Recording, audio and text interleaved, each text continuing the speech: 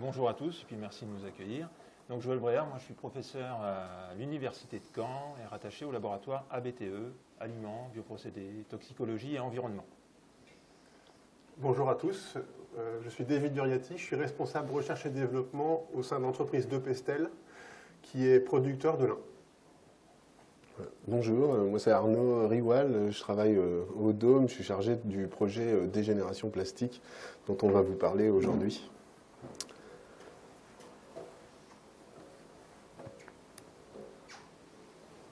Donc notre sujet aujourd'hui,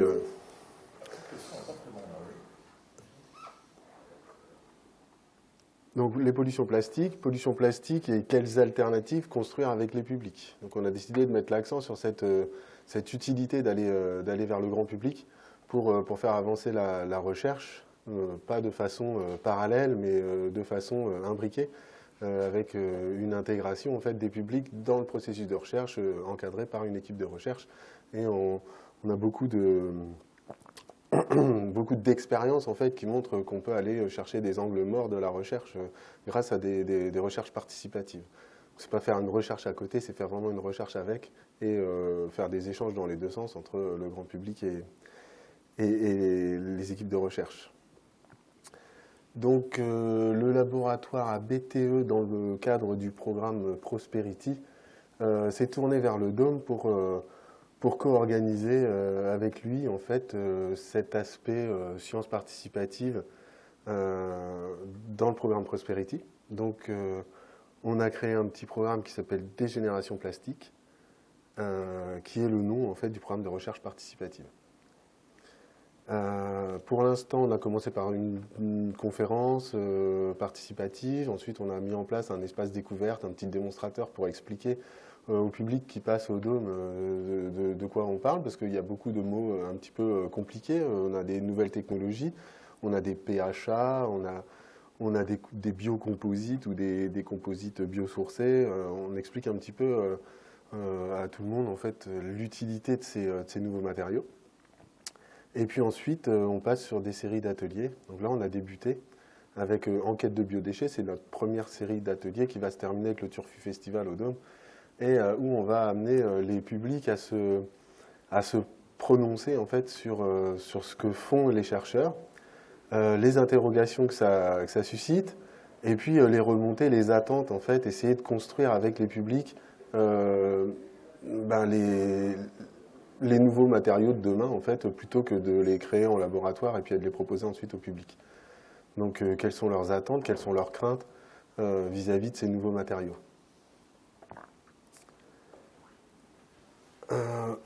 Une petite précision sur ce que sont des plastiques, en fait, de quoi on parle quand on parle de plastique.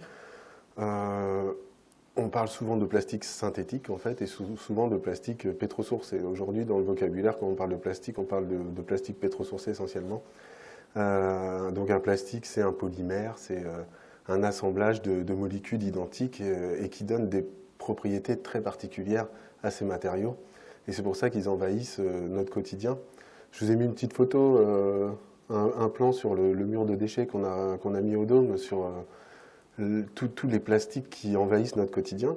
Alors pourquoi ils envahissent notre quotidien? Justement parce qu'ils sont tellement pratiques.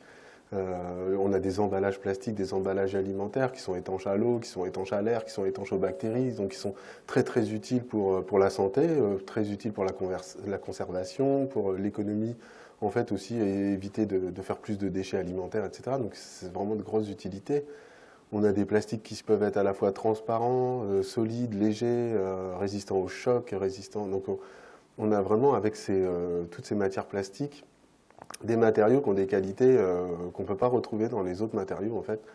On peut retrouver le verre par exemple, c'est transparent, c'est étanche, mais ça casse, c'est lourd. Donc voilà pour les plastiques, et puis on va prendre deux grandes catégories qui vont nous intéresser. Nous, on a les thermoplastiques et les thermodurcissants. Le thermoplastique va pouvoir être refondu et remoulé, donc on va pouvoir le recycler, tandis que le thermodurcissant, il n'a pas de recyclage possible. Donc on a des distinctions comme ça entre toutes les variétés de plastique. Ça nous intéressera par la suite. Les pollutions plastiques, alors pourquoi le plastique est un problème? Là, je viens de donner tous ses avantages, donc c'est vraiment une matière fantastique, ce qui explique sa croissance exponentielle en fait, de la production. Donc là, on va sur 600 millions de tonnes de production plastique en 2030. On a des prévisions à plus d'1 milliard de tonnes en 2060 si on continue à utiliser le plastique de cette façon. Et évidemment, les déchets plastiques évoluent de manière assez similaire. Donc on a aussi une croissance exponentielle des déchets. Et ces déchets sont recyclés uniquement à 10%. On a 90% qui ne sont pas recyclés. Ça ne veut pas dire qu'ils ne sont pas gérés. On a des plastiques qui sont enfouis, on ne sait pas trop ce que ça donne. On a des plastiques qui sont incinérés, on ne sait pas trop ce que ça donne. Et puis on a des plastiques, à peu près 10% aussi, qui arrivent directement dans la nature, qu'on va retrouver finalement dans les océans. Donc on a des croissances exponentielles qui inquiètent beaucoup de scientifiques dans le monde entier, et aussi le grand public, qui commence à se poser des questions. On n'a pas trop d'analyse sur le risque pour la santé humaine de l'ingestion de plastique. On sait qu'on en ingère à peu près une carte de crédit chaque semaine, l'équivalent d'une carte de crédit de plastique qu'on retrouve dans notre organisme. En attendant, on ne sait pas s'il y a des effets néfastes pour la santé, mais on se pose des questions. On a des études qui nous ont montré qu'on en retrouvait même dans le lait maternel, dans l'air qu'on respirait, on en retrouve un petit peu partout. C'est pour ça que c'est une question très importante à traiter aujourd'hui. Là, je vous ai mis une petite carte bretonne parce qu'on est en partenariat aussi avec le CEDRE. Mais on fait ces analyses, vous voyez la belle table de déchets retrouvés dans les fleuves ou sur les plages. Donc nous, on a mis ça en place aussi avec le CEDRE, d'explorer ce qu'il y a comme plastique dans l'Orne. Donc on va faire ça 4 fois par an en fait. Et on avait à peu près des choses comme ça. Et sur tous les déchets qu'on va trouver dans les fleuves, on a 80-90% de plastique en fait. Donc là, si vous regardez la petite carte, les camemberts, ici, tout ce qui est bleu, c'est du plastique. Donc on voit qu'on est à 90% quasiment de déchets plastiques. Alors ça dépend comment on les compte, c'est en nombre d'unités de déchets. Si on le fait en poids, quand vous retrouvez une bûche de bois, ça va peser lourd. Donc là, c'est en nombre d'unités retrouvées. Alors comment on fait pour lutter contre ces pollutions? Donc il y a plein de pistes qui sont évoquées. Et celles-ci, la BTE voulait les explorer, toujours insister beaucoup sur il faut gérer ce plastique sur le cycle de vie complet du matériau. Donc il faut regarder comment ça se produit, il faut regarder est-ce qu'on ne peut pas diminuer la consommation, est-ce qu'on ne peut pas... Donc, etc. Et pas regarder juste la dégradabilité. Donc il faudrait diminuer les consommations plastiques. Là, on va être d'accord avec beaucoup de personnes. Améliorer le recyclage des plastiques quand il est recyclable. Développer le réemploi. Produire de nouveaux plastiques de façon soutenable. Donc le travail plus spécifique, je vais laisser Joël et Davy en parler après, mais ça va être aussi de trouver des nouveaux matériaux à base de plastique sains sur le papier. En tout cas, on n'a pas encore fait trop de tests, mais ça serait des plastiques qui sont 100% biodégradables, 100% biosourcés, et avec des matériaux composites qu'on peut renforcer avec du lin. Et je laisserai Davy voir tout ça, mais on aurait des produits très qualitatifs. Qu'on a envie de tester aussi au Dôme avec les publics, voir si on n'a pas loupé quelque chose et voir si les publics n'attendent pas quelque chose d'autre ou s'ils sont prêts à aller sur ces nouveaux matériaux, est-ce qu'il y a des problèmes de coût, on va essayer d'évoquer toutes ces questions avec les publics. Pour terminer cette petite présentation, je repasse aussi sur une définition. Bioplastique, c'est pas quelque chose de si évident que ça à capter, puisque ça peut être soit un plastique biodégradable, soit un plastique biosourcé. Quand on dit un plastique biodégradable, des fois on a juste 20% du plastique qui est biodégradable. Il a l'appellation bioplastique. Et on a 80% c'est du pétrosourcé. Donc pour le biosourcé, pardon, excusez-moi.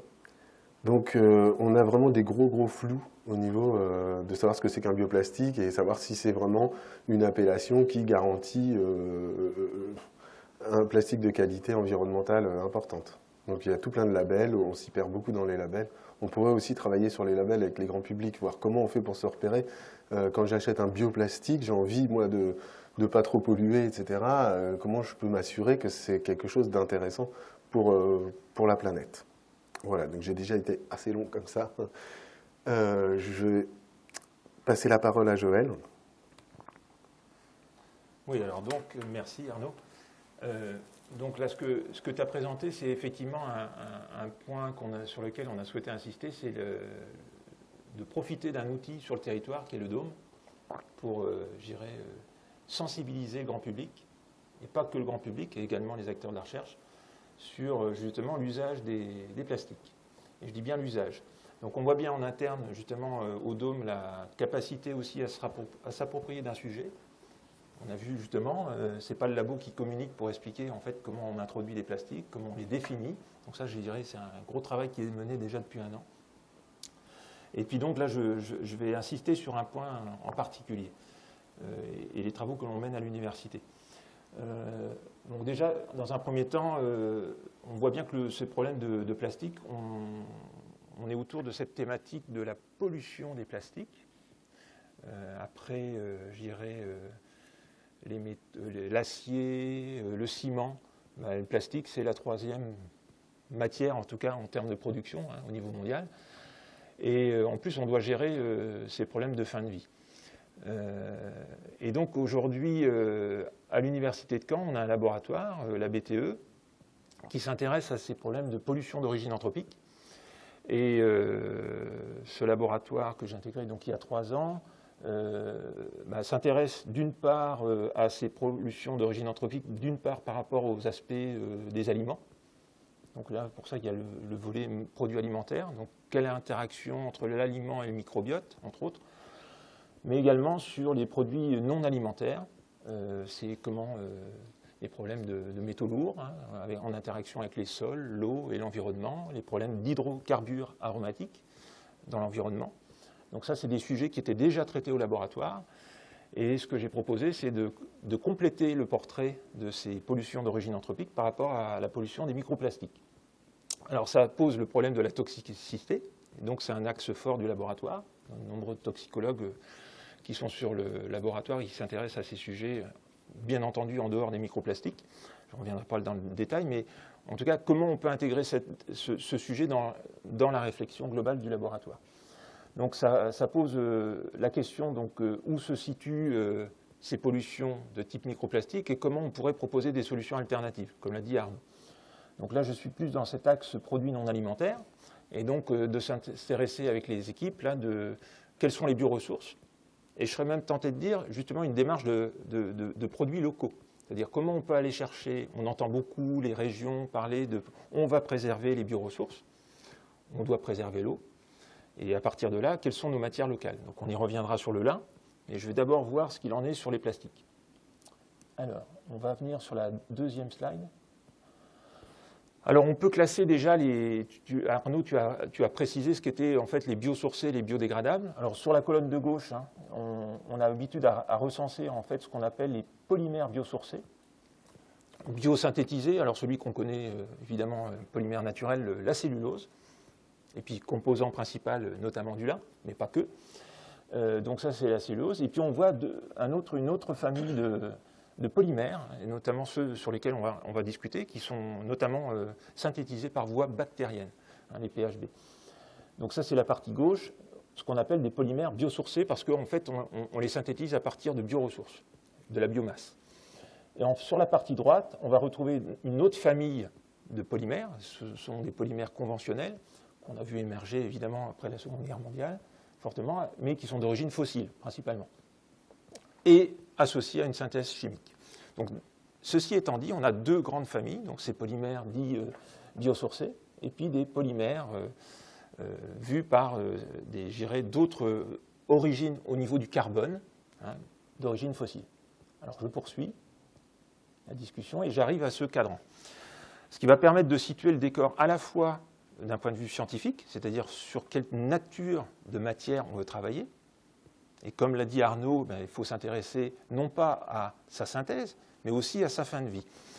À partir de là, donc, on retrouve l'origine du carbone. Est-ce qu'il est pétrosourcé, en partie basse, et on va aller vers le sommet de ce cadran, donc biosourcé. Et puis on part de la gauche vers la droite, on va passer du non biodégradable, enfin non dégradable hein, dans les faits, au sens de la fin de vie de ces matières, et au biodégradable.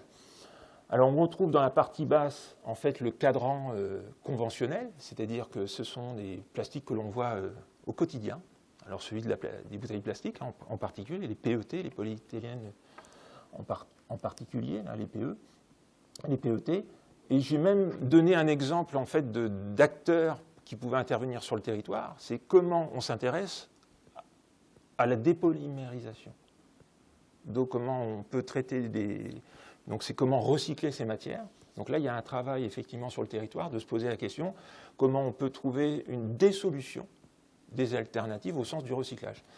Donc il y a déjà au niveau national des grandes actions qui sont posées, telles que le PEPR sur le recyclage, la recyclabilité et comment réintégrer, sachant qu'il y a les plastiques, il y a les métaux stratégiques, il y a les papiers cartons, il y a les composites et il y a les textiles. Donc à partir de là, les plastiques sont une des familles, ce que l'on voit sur les plastiques conventionnels, est une solution. L'autre solution, c'est de s'intéresser en fait à l'origine du carbone. Donc on revient à la partie haute du diagramme. Donc on va aller sur la partie qui peut être vue comme étant biosourcée, mais parfois non dégradable. Donc c'est le cas notamment du polyamine 11, notamment avec un acteur du territoire comme Arkema, qui développe depuis de nombreuses années le polyamine 11. Et l'origine de la ressource, c'est basé sur le ricin. Pour ça, on appelle ça le rilsan. Donc c'est une possibilité, on le retrouve, et effectivement, on se pose la question. Alors j'ai donné cet exemple, mais vous allez retrouver sur le marché des plastiques des produits qui sont biosourcés à 35%, à 70%, et donc se pose la question de la fin de vie de ces produits. Et on va arriver sur le cadran en haut à droite, où on retrouve en fait des polymères qui sont dits biosourcés, comme l'a rappelé Arnaud dans sa définition, et biodégradables. Alors on en retrouve deux grandes catégories, ce qu'on appelle les PLA. Alors, ce sont des produits qui sont synthétisés par des voies de fermentation. Et donc on retrouve l'acide lactique dans un premier temps, les PLA, alors, qui sont synthétisés en utilisant des fermentations où on retrouve notamment de l'amidon. Alors ça peut être de l'amidon de maïs, et c'est notamment le cas d'une discussion autour d'acteurs comme Futero, qui est un acteur belge, qui posait la question et comment on alimente ces structures-là en termes de matières premières. Donc ça pose la question des bioressources. Et je vais parler des PHA, les polyhydroxyalcanoates. Et j'ai indiqué, vous voyez, SCl, MCl, ce sont des polymères qu'on peut aussi étudier selon la longueur de chaîne. Chaîne courte, chaîne moyenne, par exemple.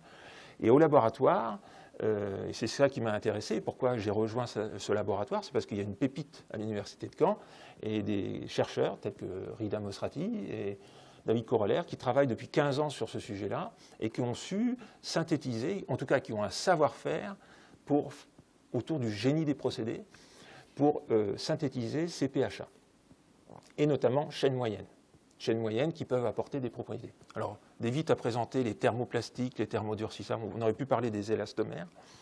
Et donc, dans ces familles de plastiques, on a des propriétés tout à fait intéressantes, notamment dans le domaine médical.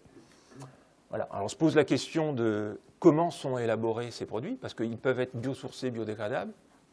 On devrait avoir un axe perpendiculaire à l'écran, c'est la soutenabilité. Quel solvant on utilise? Enfin, c'est autour de cette démarche de process. Donc, au laboratoire ABTE, ce qui nous intéresse, c'est justement de se préoccuper de cette soutenabilité au sens global. Voilà ce que j'avais à dire. Donc ce schéma-là, il est important, et notamment de s'intéresser à synthétiser des polymères à façon. Je veux de la chaîne courte, je veux une chaîne longue. Quel type de bioressources? On va éviter le maïs. On va s'intéresser justement à un certain type de PHA, et c'est pour ça que le CEA, notamment, s'en préoccupe. Et il travaille sur les PHA. Donc on pourra en rediscuter s'il y a lieu.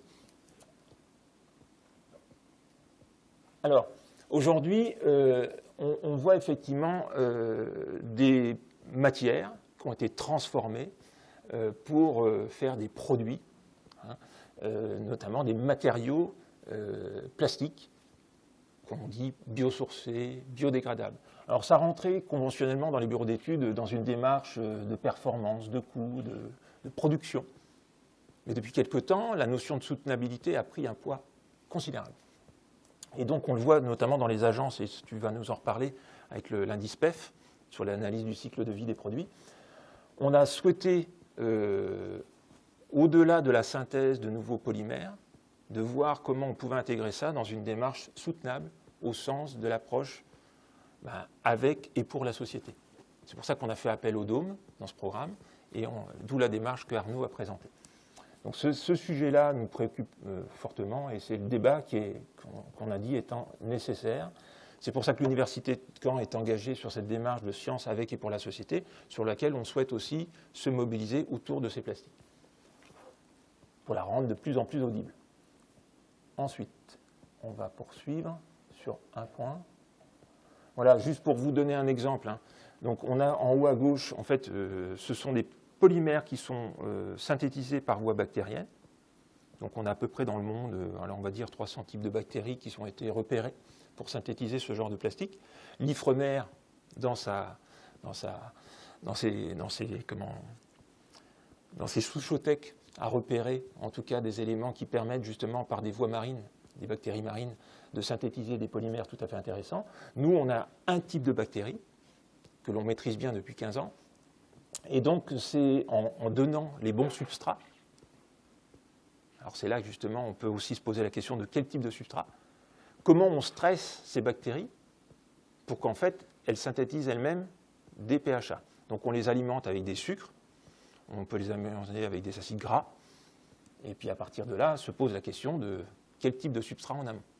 Et donc on voit bien tout de suite la ligne que l'on veut mettre en œuvre si on veut effectivement rentrer dans une démarche de bioraffinerie. Donc sur la gauche, on retrouve les applications. On a des PHA chaîne courte, c'est plutôt des plastiques rigides qu'on va retrouver, donc sur des domaines d'application multiples. Et puis on va rentrer vers la droite, plutôt vers des polymères à chaîne moyenne. Et puis si on étend, on pourrait se retrouver sur des élastomères. Donc là, c'est des sujets qui nous intéressent. Donc nous, on a plutôt misé ici au laboratoire sur des polymères MCL, de longueur moyenne. Et puis, on peut les rendre compatibles et les mélanger. Donc, je n'en dirai pas plus pour le moment. Donc là-haut, dans la photo, c'était des granules de PHA. En fait, c'est ce qu'il faut aller chercher. Et le problème, c'est qu'il faut retirer la paroi cellulaire. Donc, il faut les extraire.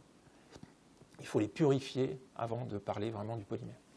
Donc, on a mis en œuvre au niveau du laboratoire, sur la slide suivante, donc je ne vais pas rentrer dans le détail, tout un ensemble d'éléments nous permettant de passer du stade de la bactérie, sur la partie gauche, avec des MCL PHA purifiés.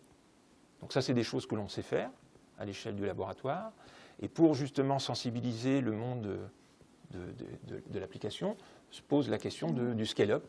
Et donc, on a mis en œuvre en fait tout un ensemble d'outils au laboratoire. Et ça, par notamment l'aide de la région et du FEDER, un ensemble d'outils, à la fois dans la synthèse, avec des outils de production. Donc, on a des bioréacteurs spécifiques au laboratoire, à plusieurs échelles. Alors, on peut monter jusqu'à un certain volume. Et puis, en amont, on peut faire le lien aussi avec des plateformes de type microfluidique pour faire des outils plus dédiés de criblage. Et enfin, ça mobilise des ressources sur lesquelles Caen avait quand même un élément référent sur de l'analyse chimique, notamment. Alors, on était plutôt sur de l'inorganique, l'organique en partie, mais je pense que ça ouvre aussi un potentiel.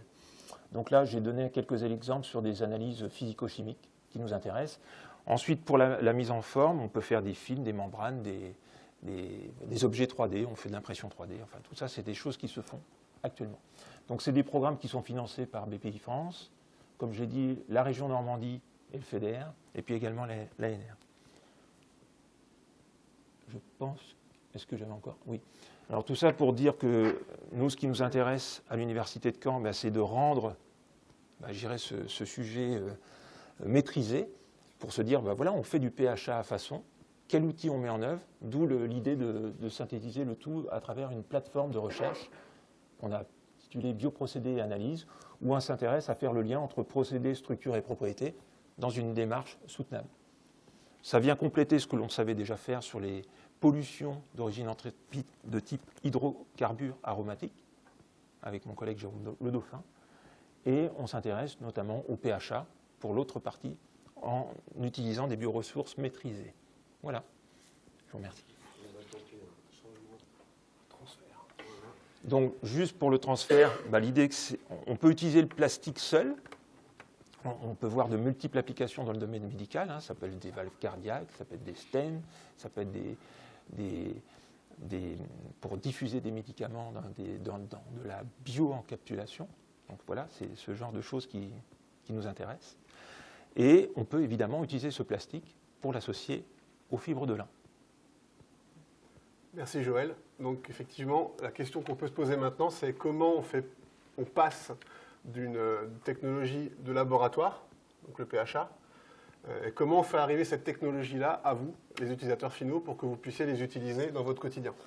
Et ça, c'est un petit peu le travail des industriels, donc notre travail à nous. Et ce travail-là va être fait dans le cadre du projet Prosperity, dont Arnaud et Joël ont déjà parlé, qui est un programme financé par BPI France dans le cadre du plan France 2030, et qui implique l'Université de Caen, NC Caen et notre entreprise. Donc dans ce projet, il y a 4 actions principales qui sont menées pour l'environnement. Donc effectivement, la première action, comme vient de le dire Joël, c'est de produire un matériau haute performance. Alors, la question se pose ici, comment on déploie ce nouveau plastique dans les marchés et aussi comment on améliore encore son impact environnemental pour le réduire au maximum. Donc la première action qu'on peut faire pour ça, c'est d'abord d'utiliser un renfort. Donc comment ça fonctionne? Donc là, j'ai pris l'exemple du polyamide 11, donc, qui est un thermoplastique biosourcé, puisqu'il est fabriqué à partir d'une plante qui s'appelle le ricin, et qui a, du point de vue mécanique, un module d'élasticité de 1,6 gigapascal et une contrainte à rupture de 48 mégapascal. Donc ce module d'élasticité, c'est une rigidité, et cette contrainte à rupture, c'est une résistance du matériau quand on tire dessus.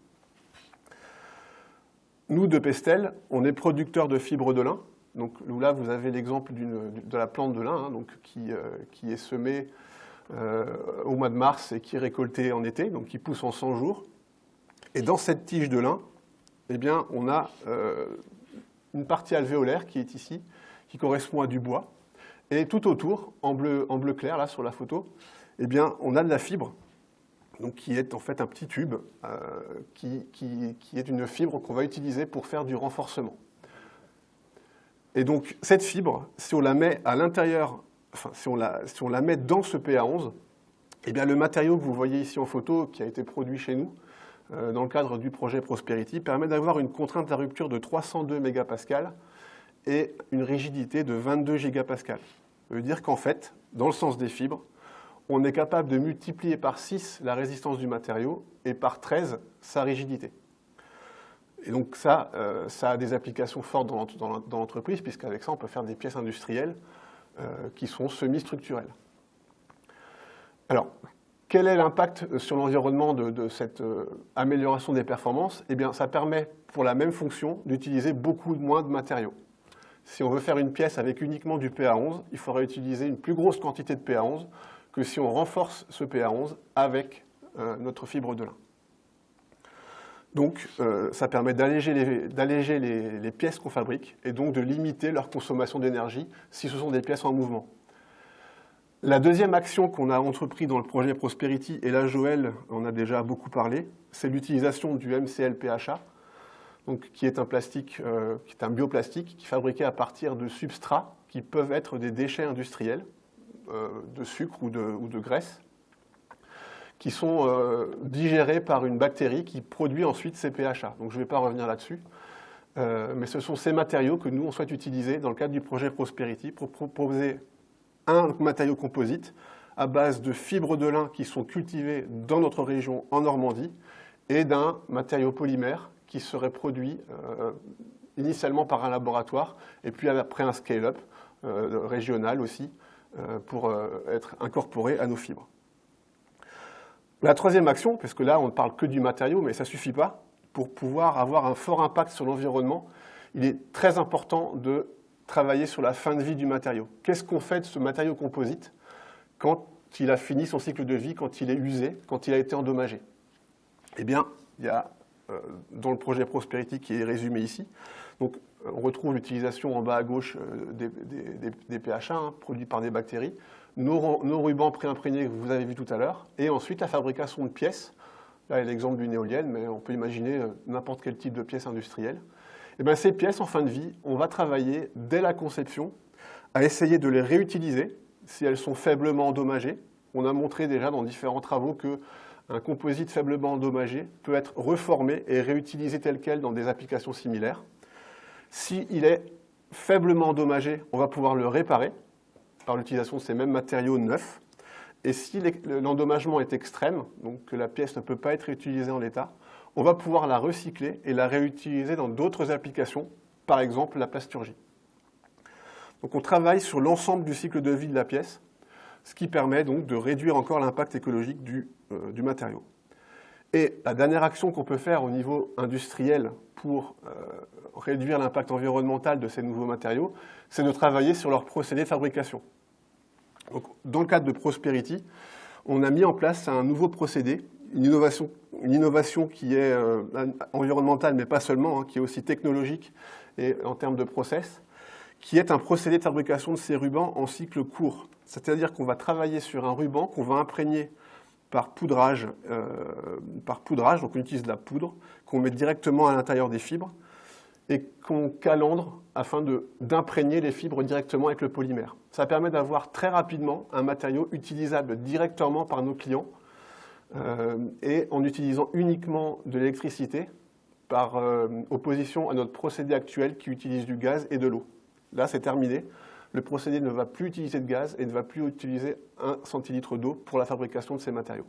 Donc on aura une empreinte écologique beaucoup plus faible et donc un meilleur impact environnemental. Donc, puisqu'on parle d'impact environnemental, tout ce travail va permettre aussi d'éviter ce type de travers qu'on observe aujourd'hui. En fait, la problématique aujourd'hui, c'est qu'est-ce qu'on fait de ces matériaux en fin de vie. Là, vous avez une photo d'un champ d'éoliennes aux États-Unis où les pales en fin de vie sont enterrées dans le sol et puis oubliées jusqu'à ce qu'elles se dégradent. Si on compare l'impact environnemental de nos tapes, c'est-à-dire de nos rubans actuels, produits avec notre process actuel, avec ceux qui seront produits par Prosperity, eh bien on voit ici la différence d'impact environnemental selon les différents critères des analyses de cycle de vie. En vert, c'est le nouveau process, et en jaune, c'est l'ancien. Donc on a quand même un gain assez important, on pourra en rediscuter si vous le souhaitez. On n'a pas encore évalué le fameux PEF, qui est un score unique qui en fait synthétise ces différents paramètres en une seule note.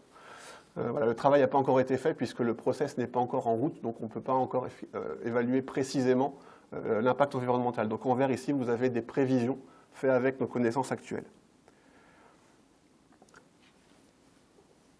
Ce qui est important de noter aujourd'hui, d'après l'UNEP, c'est que chaque année, 500 000 tonnes de microplastiques sont rejetées dans les océans. Donc c'est une pollution qui est énorme et qui a un fort impact sur l'environnement. Donc là, je vous ai présenté aujourd'hui ce qu'on peut faire, nous, à l'échelle de l'entreprise, pour essayer de limiter cet impact environnemental, cette pollution. Mais ce que font les industriels n'est pas suffisant pour permettre de réduire l'impact environnemental. Il y a aussi un autre aspect hyper important, c'est qu'est-ce que les utilisateurs finaux, donc vous, êtes prêts à faire pour consommer moins de plastique. On voit ici, par exemple, des légumes qui sont emballés individuellement. Donc en termes de volume, il y a autant de plastique qui emballe ces légumes que les légumes seuls si on les achetait sans emballage. Je vous remercie.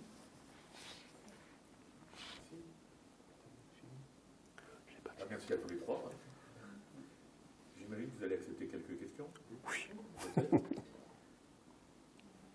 Des questions. Moi j'ai une question. Vas-y. J'ai vu le micro.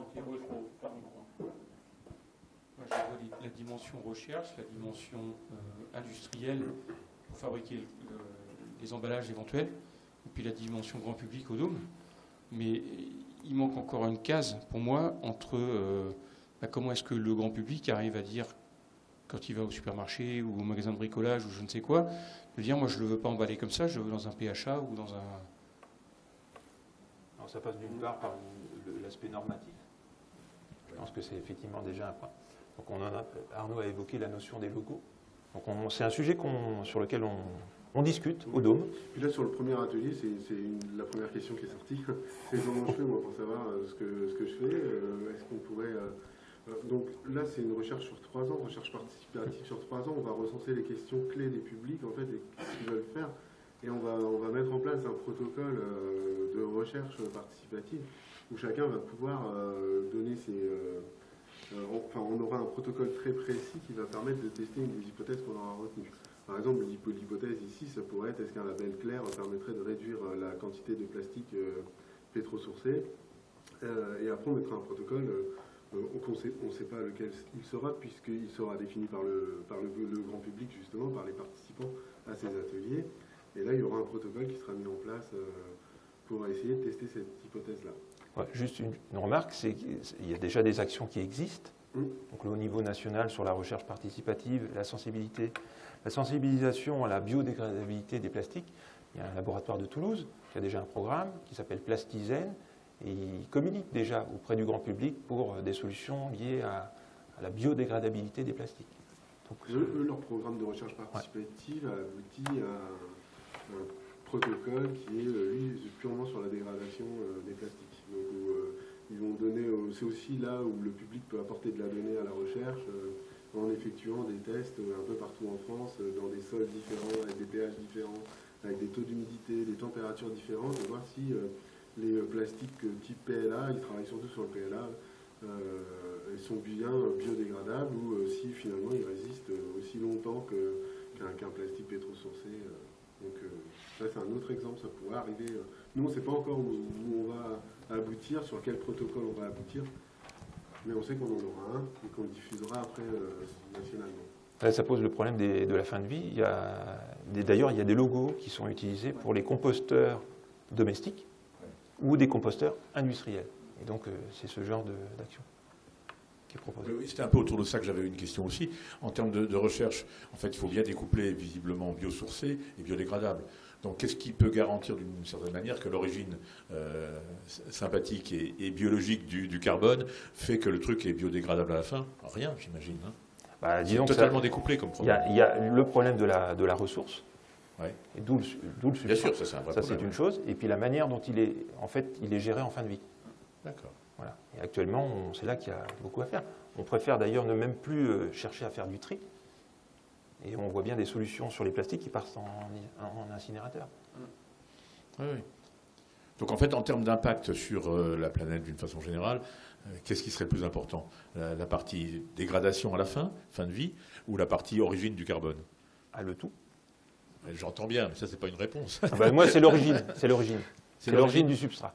D'accord. Et c'est pour ça que je pense qu'il y a des acteurs, on parlait du CEA, qui s'en préoccupent. Ou alors pourquoi il s'occupe de ça, le CEA? Parce que je pense connais sa collaboration avec le Dôme sur d'autres sujets, mais avec ça, je ne savais pas du tout. Parce qu'il y a un programme européen qui s'appelle NEDU de phare, et D'accord. qui est notamment, alors ils sont plus sur un type de PHA, mais ça pose le problème des déchets, Oui, bien sûr. et donc des ressources.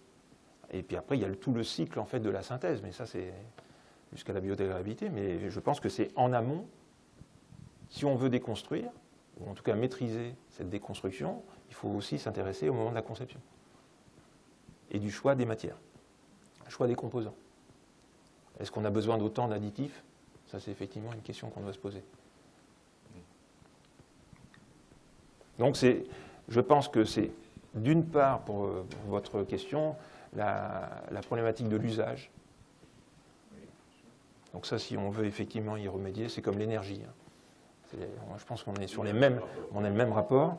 Donc c'est l'usage, et c'est la question qui a été posée au Dôme. C'est vraiment la problématique de l'usage.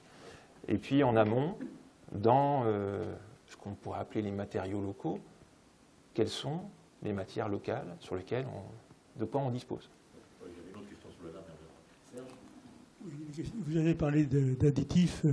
Dans les dégradables, il y a beaucoup d'additifs. Il y a des antioxydants, des choses comme ça. Ouais. Dans votre composé à base de lin, il n'y a pas d'autres additifs? Tu veux y aller? Sur le lin, il n'y a aucun additif. En fait, on utilise uniquement de la fibre qui sort de la plante. La transformation est complètement mécanique. Mais sur le polymère. Ouais. Alors sur le polymère, je préfère laisser Joël répondre. Donc ça pose le problème de... Alors en amont, si on parle de la ressource des intrants, qui peuvent rentrer dans la... Mais ça, je pense que c'est... On touche en fait la problématique des cultures vertueuses. Voilà, on ne nécessite pas d'eau, si possible pas d'intrants. Très peu. Voilà. Et puis après, dans la manière de transformer l'outil, effectivement, il existe dans le procédé de transformation l'usage de solvants dédiés, donc ce qu'on pourrait appeler des solvants verts, à moins, en tout cas avec des impacts minimes. Et puis après, les additifs, dans leur formulation, il en existe également de type formulation liés avec des carbones maîtrisés au sens biosourcé. Donc pareil, c'est un travail qui doit être mené à la fois dans le choix des solvants et dans le choix des additifs, qui aujourd'hui était mené sur des matières d'origine fossile, qui rentrent dans la composition, puisqu'en fait, on les retrouve dans la synthèse et on les retrouve dans la formulation du matériau, dans le produit fini, quoi. Donc il y a de gros travaux qui sont menés sur ces sujets-là. Oui, quand même dans la Porsche que je n'ai pas eu le droit de construire. J'avais l'impression qu'il y avait de la fibre de lin, effectivement. Alors, je ne sais pas si elle était déjà dopée électriquement, comme Non, pas encore. sans doute pas encore, mais il y avait autour autre chose. Hein, donc ça, c'est fondu dans un liant. Un plastoc affreux, quoi. J'imagine, et celui-là, il est encore très Oui. sourcé, etc. C'était un thermodurcissable, effectivement. Donc, c'est les plastiques. En fait, les thermodurcissables d'aujourd'hui, c'est les plastiques qui sont les plus utilisés, hein, dans l'industrie, en tout cas, pour faire des composites. Donc, effectivement, la Porsche qui a été faite en lin a été faite avec du lin et une époxy, donc un thermodurcissable. Ça pose un problème aussi de la littérature scientifique. Sur 70 fibres étudiées au niveau mondial, le lin est la fibre la plus reconnue. En tout cas, il y a une littérature la plus abondante. Après, il y a le chanvre, il y a le rami, on parle de miscanthus, tout ça, mais le lin, en tout cas, ça fait partie des fibres les mieux reconnues. En tout cas, parce que la fibre de lin est elle-même un microcomposite. Et donc, on les retrouve les polysaccharides et tous ces éléments qui font partie des constituants. L'autre point, c'est effectivement, dans la littérature scientifique, de se poser la question, quand on utilise des fibres végétales, de quelles fibres on parle ? Et comment elles ont été transformées ? Donc ça pose est-ce que tous les acteurs scientifiques sont effectivement sensibilisés ? On n'est pas sûr. Et quand on utilise des polymères associés à ces fibres végétales, on utilise parfois des polymères, même des PLA, des PHA, qui ont été synthétisés par des approches qui sont loin d'être soutenables. Donc ça pose question aussi vis-à-vis de notre communauté, de nous interroger justement sur l'emploi de ces matières premières. Voilà. Comme pour l'énergie, si on voit la fin Pareil. des pales, on pourrait se poser les questions. Ouais. Exactement. Oui.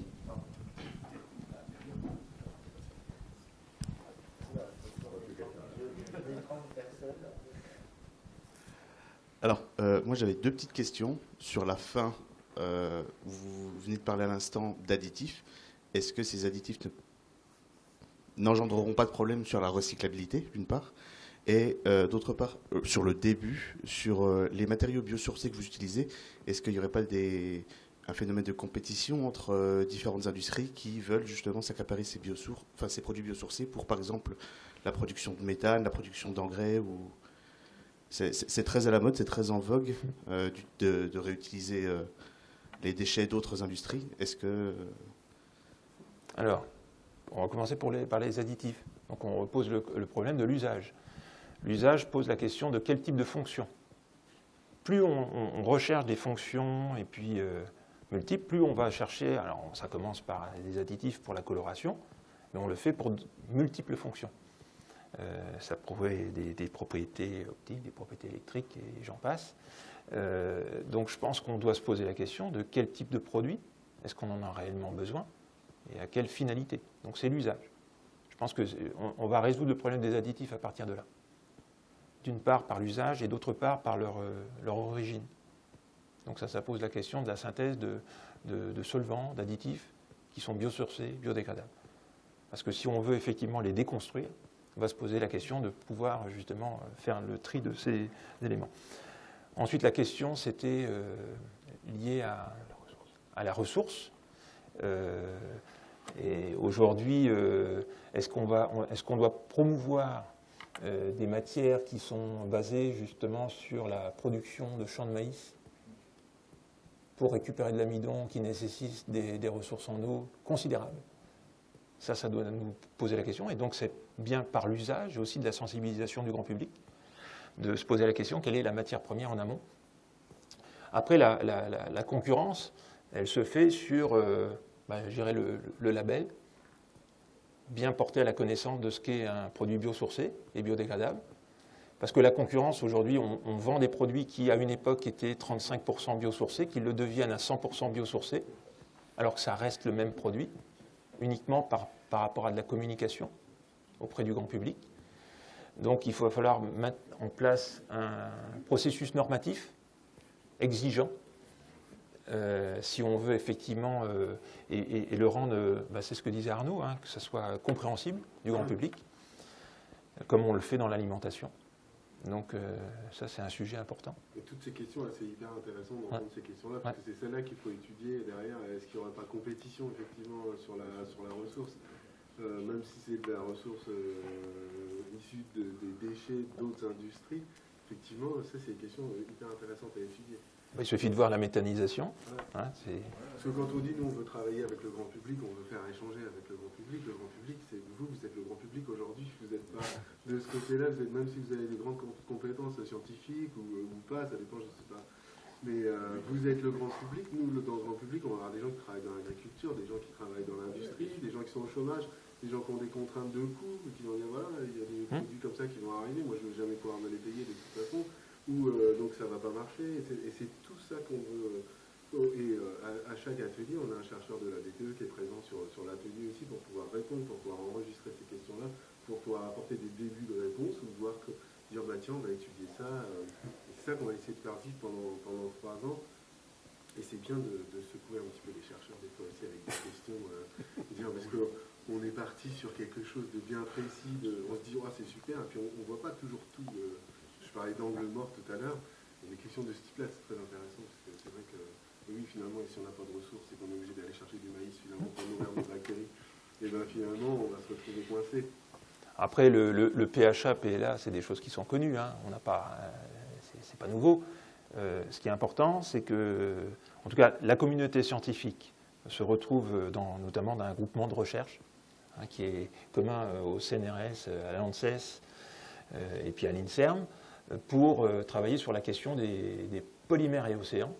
Et donc on se retrouve chaque année pour évoquer ces sujets. Donc le laboratoire ABTE est membre de ce GDR, mais pas que. Donc on n'est pas là pour dire que la solution, elle ne vient que de Caen.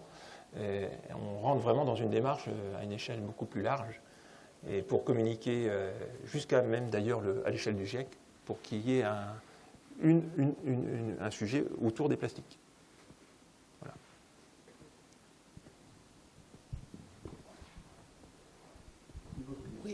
Une autre question, oui.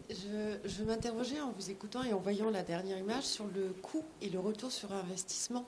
Voilà, parce que en termes de sensibilisation, on sait qu'on est sur de l'accompagnement, de la sensibilisation au changement de ses habitudes pour le consommateur final.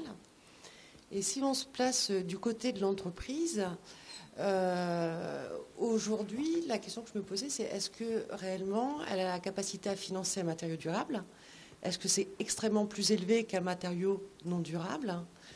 Et ensuite, quand on sait que la sensibilisation et l'accompagnement n'est suivi que par une volonté et qu'en fait, au final, quelquefois, il faut être un petit peu plus sévère et poser une réglementation qui impose un changement de consommation, est-ce que dans les années à venir, ou actuellement, c'est ce qui est prévu ? J'imagine que oui. Mais quand on voit effectivement sur la dernière image qu'il y a effectivement des fruits à côté d'emballages plastiques et que si je vais au supermarché, je peux trouver une petite pomme emballée. Voilà. Est-ce qu'il va y avoir, à un moment donné, absolument contrainte pour avoir accès à des marchés ? Donc voilà, la question c'était aujourd'hui, qu'en est-il de l'achat pour une entreprise d'un matériau durable ? Et à l'avenir, est-ce qu'elle va absolument perdre en marché ? Et donc en argent.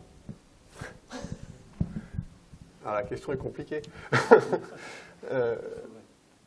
Nous, on est producteur de lin, donc en fait, on n'est pas producteur de matières plastiques du tout. Donc on va associer des matières plastiques à notre fibre pour pouvoir produire des matériaux. Donc nous, notre retour sur investissement est bien sur la partie renforcement du matériau et pas sur le composite global.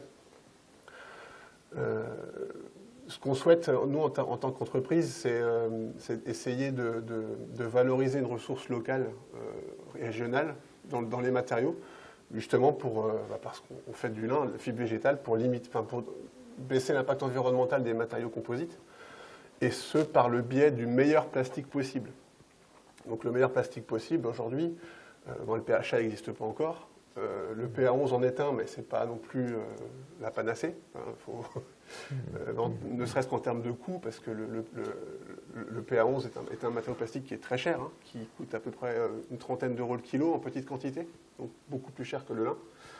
Et donc, nous, notre retour sur investissement, pour répondre à la question, on va venir sur le déploiement des fibres de lin dans ce nouveau domaine qu'est celui des matériaux, en complément de la filière textile qui aujourd'hui reste quand même plus de 85% de notre chiffre d'affaires. Donc, quand on fait chaque année 20 000 tonnes de fibres, il y a la grande majorité aujourd'hui qui va partir dans la filière textile. Nous, pour 2025-2026, on vise à peu près un marché pour les composites de 1000 tonnes de lin, donc ce qui reste quand même toujours très faible par rapport à ce qui se fait en fibre de verre ou en fibre de carbone. Ce qu'on peut aussi dire, c'est qu'au titre de l'innovation, je pense qu'on a une vision aussi de ce type de ressources qui est issue un peu d'une vision un peu biaisée de ce que seraient en fait des ressources du monde agricole.